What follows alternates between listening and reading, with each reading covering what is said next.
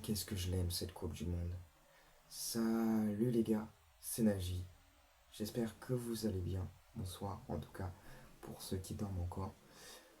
Je parle pas très fort parce que y a des gens qui dorment. À l'heure où je tourne cette vidéo, il est plus de minuit. On est après la fin du match entre la Norvège et euh, le Brésil. Qualification de la Norvège. Donc je vais vous donner, comme d'habitude, euh, je vais vous donner mes réactions, les joueurs que j'ai bien aimés, que j'ai moins aimés, voilà. Mais avant toute chose, pensez à liker, à vous abonner. Merci pour les derniers abonnés. Euh, Ça fait très plaisir.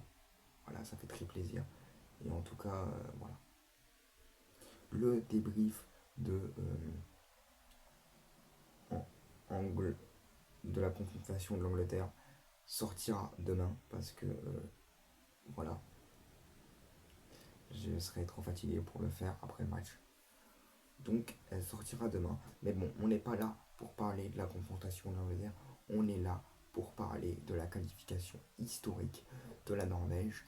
Et reste bien installé dans ton fauteuil parce que je vais dire beaucoup de choses. Alors déjà, euh, bravo à la Norvège qui a su imposer son rythme face à une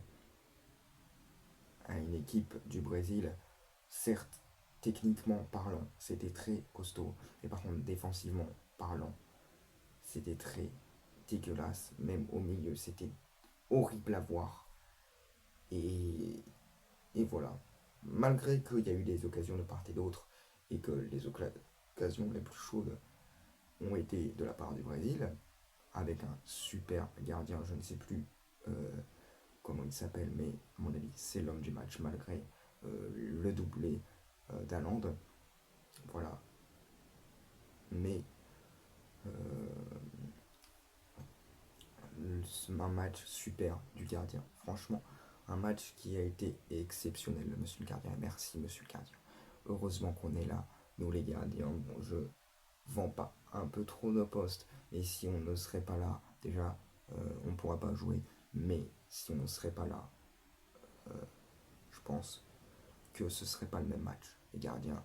Et je pense que ce soir, si le gardien norvégien, ou si ce serait un gardien remplaçant, sans douter que euh, les gardiens, s'ils sont en sélection, c'est pas pour rien. Mais si c'est pas le même gardien, il n'y a pas le même résultat.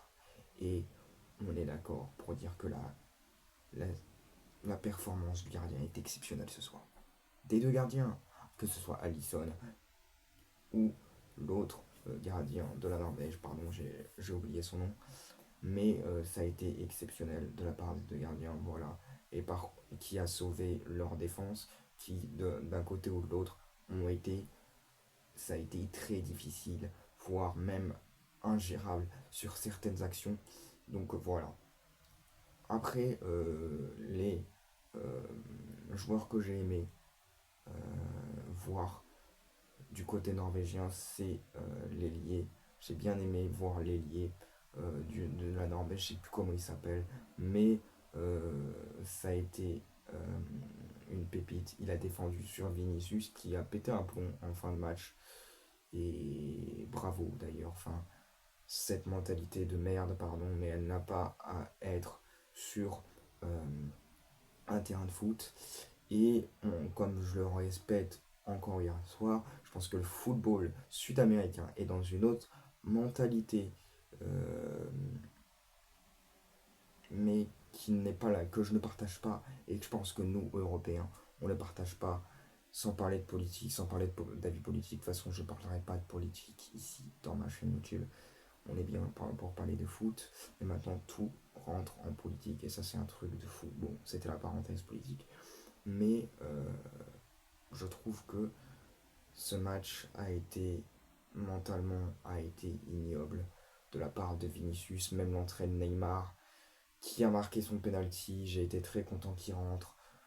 Mais bon, c'est plutôt de la pub, qu'on se le dise clairement, c'est plutôt de la pub qu'il a sélectionné Carlo Ancelotti pour faire plaisir aux supporters, plutôt que, euh, que pour jouer au football, parce qu'on l'a vu sur les ballons Ariane, parce qu'en parlant de Neymar sur les ballons aériens, pardon, je sais plus parler, ça a été très compliqué.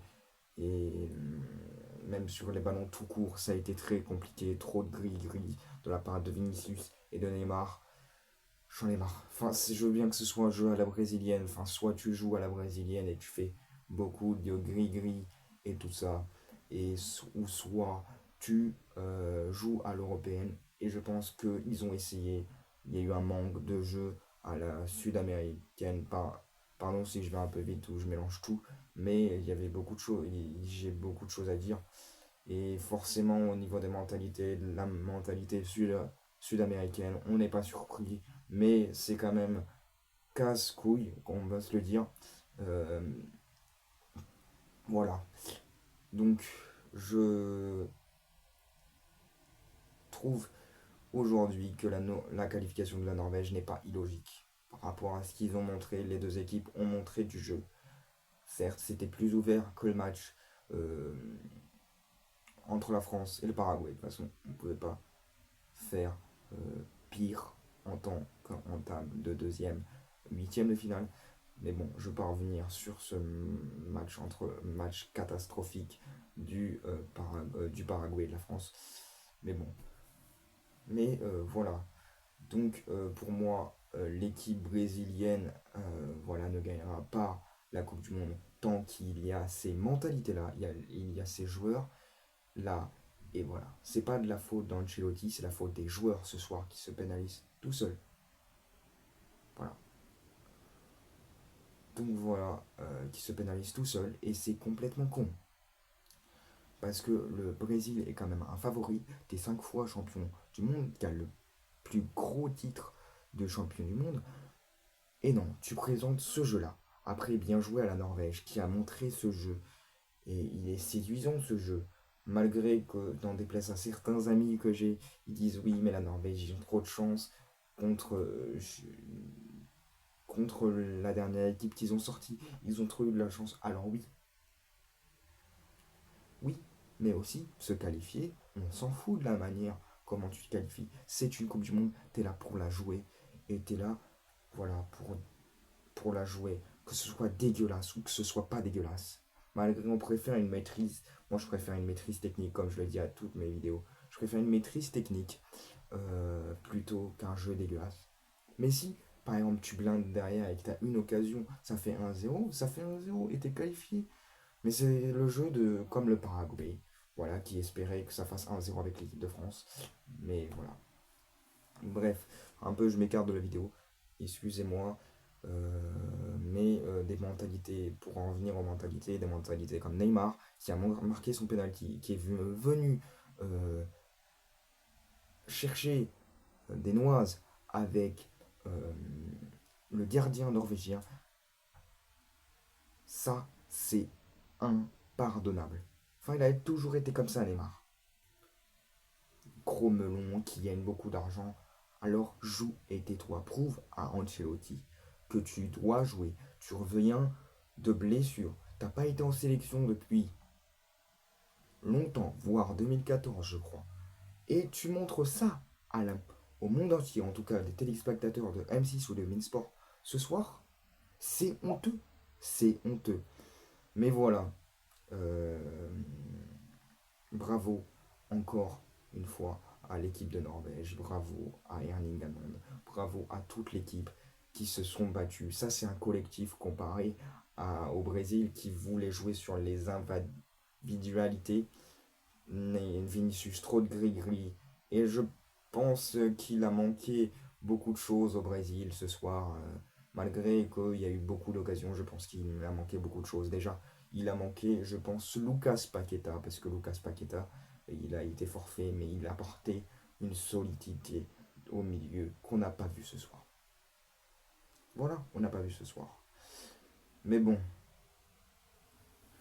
encore une fois, je le dis 3 fois dans mes vidéos, oui, mais bravo à cette équipe de Norvège et bravo au coach, bravo au staff, tout ça. Voilà, bravo. Et qui rencontreront sûrement l'Angleterre, sauf retournement de situation. Voilà. Donc, ce soir à 2h du matin. Donc, voilà. j'espère ne pas avoir trop mélangé les sujets. J'espère que vous m'avez suivi, vous m'avez bien écouté. Enfin, vous m'avez bien écouté, vous m'écoutez si vous voulez d'ailleurs. Vous êtes bien resté jusqu'à la fin de la vidéo. D'ailleurs, pensez, merci aux derniers abonnés, je leur dis, je le répète, ça fait très plaisir. C'est pas mon métier de base, je filme avec un téléphone. Voilà, je travaille voilà, dans la vie de tous les jours. Donc, voilà, merci aux derniers abonnés qui like, qui commentent, qui partagent un maximum. Donc voilà, merci à tous eux. Voilà, merci à tous. Et prochain objectif, au moins les 50 abonnés avant la fin de l'année. Pensez à liker, vous abonner encore une fois, je leur ai dit, mais voilà, pensez à liker, vous abonner, partager, activer la cloche de notification pour recevoir toutes mes dernières vidéos. Et voilà, c'était Naji, vous êtes les boss.